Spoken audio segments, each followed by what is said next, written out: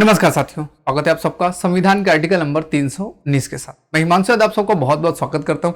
आइए बात करते हैं कि जब कोई व्यक्ति मान लीजिएगा यूपीएससी का सदस्य नहीं रह जाता है या आयोग के सदस्य द्वारा ऐसे सदस्य ना रहने पर पद धारण करने के संबंध में प्रतिषेध मना करना, पद पर ना रह जाने पर अगर आपकी सदस्यता समाप्त कर दी गई, भैया कल से आप कलेक्टर वाला पद आपका छीना जाता है, तब ऐसे में क्या होगा? ऐसी कंडीशन में क्या होगा तो बताया गया, संघ लोक सेवा आयोग का अध्यक्ष भारत सरकार किसी राज्य सरकार के अधीन किसी और नियोजन का पात्र नहीं होगा।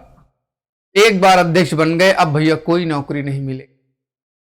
किसी राज्य लोक सेवा आयोग का अध्यक्ष संघ लोक सेवा आयोग के अध्यक्ष या अन्य सदस्य के रूप में अथवा अन्य राज्य लोक सेवा आयोग के अध्यक्ष के रूप में नियुक्त होने का पात्र होगा, किंतु भारत सरकार या किसी अन्य राज्य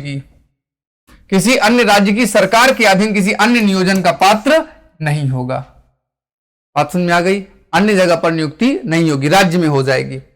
फिर संघ लोक सेवा आयोग के अध्यक्ष भिन्न कोई अन्य सदस्य संघ लोक सेवा आयोग के अध्यक्ष के रूप में या किसी राज्य लोक सेवा आयोग के अध्यक्ष के रूप में नियुक्त होने का पात्र होगा। अगर आप चाहो तो दूसरे राज्य में हो जाएगा, किंतु भारत सरकार या किसी राज्य की सरकार के अधीन किसी अन्य नियोजन का पात्र नहीं होगा।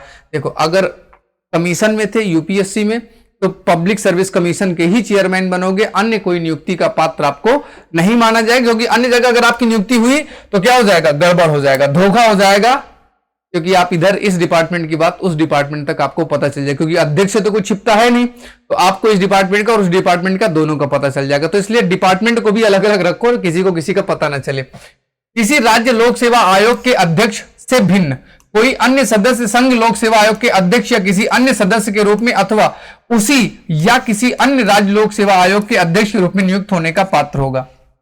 आप सदस्य हो तो अपने ही मतलब यूपीएससी के मेंबर हो, अध्यक्ष भी बन सकते हो, किसी अन्य में राज्य में जाके वहां के अध्यक्ष बन सकते हो, कोई दिक्कत नहीं है। किंतु भारत सरकार या किसी अन्य राज्य सरकार के अधीन किसी अन्य नियोजन का पात्र नहीं होगा।